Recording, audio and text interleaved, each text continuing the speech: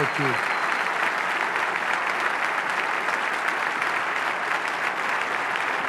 Thank you very much. Thank you.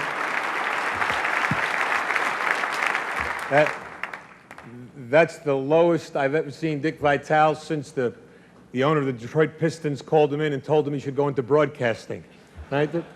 I can't tell you what an honor it is to even be mentioned in the same breath with an Arthur Ashe. This is something I certainly will treasure forever. But as was said on the tape, I don't have one of those things going with the cue cards, so I'm going to speak longer than anybody else has spoken tonight. That's the way it goes. Time is very precious to me. I don't know how much I have left, and I have some things that I would like to say. Hopefully, at the end, I'll have something that will be important to other people too. But I can't help it. Now when I'm fighting cancer, everybody knows that. And people ask me all the time about how you go through your life and how's your day. And nothing has changed for me, as Dick said. I'm a very emotional, passionate man. I can't help it. That's being the son of Rocco and Angelina Valvano. That just comes with the territory, right? We hug, we kiss, we love. And when people say to me, how do you get through life or each day, it's the same thing. To me, there are three things we all should do every day. If we do this every day of our life, you're going to have, what a wonderful, number one is laugh. You should laugh every day. Number two is think. You should spend some time in thought. And number three is you should have your emotions moved to tears. Could be happiness or joy. But think about it. If you laugh, you think, and you cry, that's a full day. That's a heck of a day. You do that 7 days a week, you're going to have something special. And so, I can't help. I rode on the plane up today with Mike Krzyzewski, my good friend and a wonderful coach, but people don't realize he's a 10 times better person than he is a coach, and we know he's a great coach. He's meant a lot to me in these last 5 or 6 months of my battle. But when I look at Mike, I think we competed against each other as players. I coached against him for 15 years, and I always have to think about what's important in life is to think, to me, of three things: where you started, where you are, and where you're going to be. Those are the three things that I try and do every day. And, you know, when I think about getting up and giving a speech, I can't help it. I have to remember the first speech I ever gave. I was coaching at Rutgers University. That was my first job. That's wonderful. And I was the freshman coach. That's when freshmen played on freshman teams. And I was so fired up about my first job. I see Lou Holtz, Coach Holtz here. What was it like the first job you had, right? The very first time you stood in the locker room to give a pep talk. That's a special place, the locker room, for a coach to give a talk. So my idol as a coach was Vince Lombardi.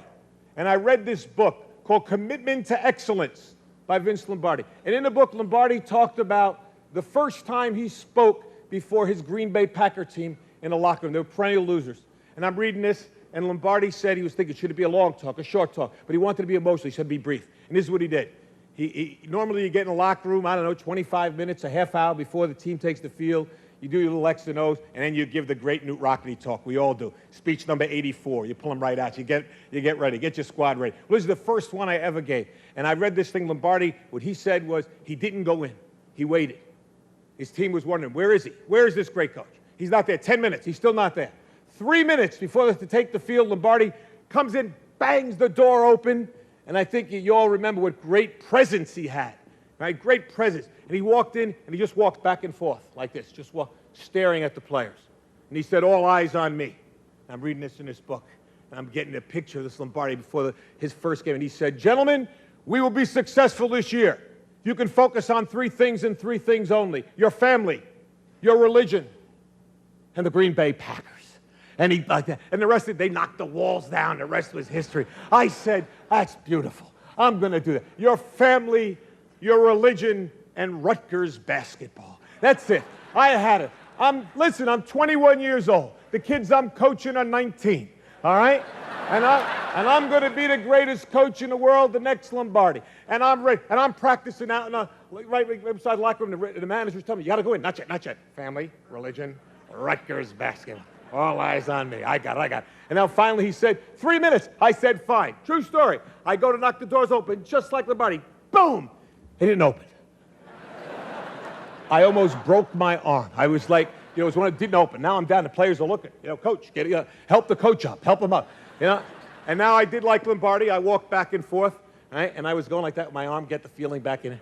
And finally I said, gentlemen, all eyes on me. These kids wanted to play. They're 19. Let's go. I said, gentlemen, we'll be successful this year if you can focus on 3 things and 3 things only. They said, yeah. I said, your family, your religion, and the Green Bay Packers, I told them.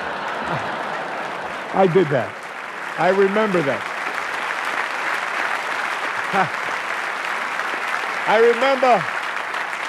I remember where I came from. It's so important to know where you are. And I know where I am right now. How do you go from where you are to where you want to be? And I think you have to have an enthusiasm for life. You have to have a dream, a goal, and you have to be willing to work for it. I talked about my family. My family is so important. People think I have courage. The courage of my family is my wife, Pam, my 3 daughters here, Nicole, Jamie, Leanne, my mom, who is right here too, and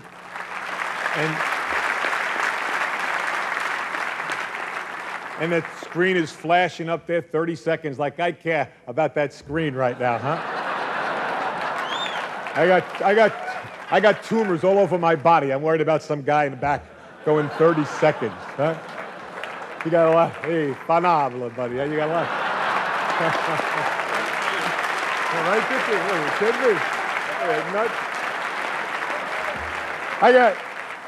I just got one last thing. I urge all of you,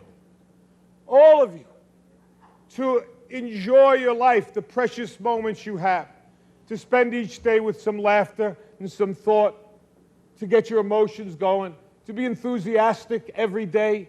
And Ralph Waldo Emerson said, nothing great can be accomplished without enthusiasm, to keep your dreams alive in spite of problems, whatever you have, to be able to work hard for your dreams to come true, become a reality. Now I look at where I am now, and I know what I want to do. What I would like to be able to do is to spend whatever time I have left and to give and maybe some hope to others. All right? Arthur Ashe Foundation is a wonderful thing. And AIDS, the amount of money pouring in for AIDS is not enough, but it is significant. But if I told you it's 10 times the amount that goes in for cancer research, I also tell you that 500,000 people will die this year of cancer. And I also tell you that 1 in every 4 will be afflicted with this disease. And yet, for somehow, we seem to have put it in a little bit of the background. I want to bring it back on the front table. We need your help. I need your help. We need money for research. It may not save my life. It may save my children's lives. It may save someone you love. And it's very important. And ESPN has been so kind to support me in this endeavor and allow me to announce tonight that with ESPN's support, which means what? Their money and their dollars, that they're helping me, we are starting the Jimmy V Foundation for Cancer Research.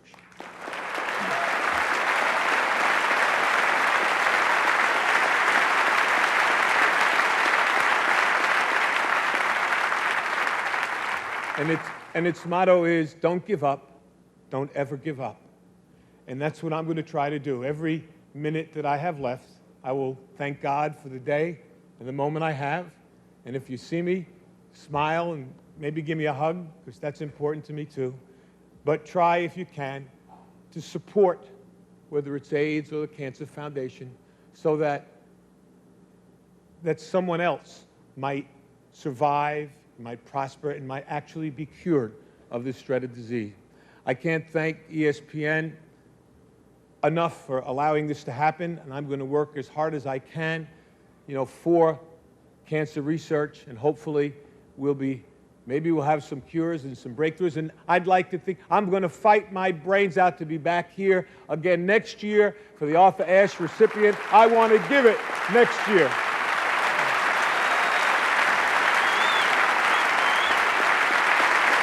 I know I've got to go. I've got to go, and I've got one last thing. I've said it before, and I'm going to say it again. Cancer can take away all my physical abilities. It cannot touch my mind, it cannot touch my heart, and it cannot touch my soul. And those 3 things are going to carry on forever. I thank you, and God bless you all.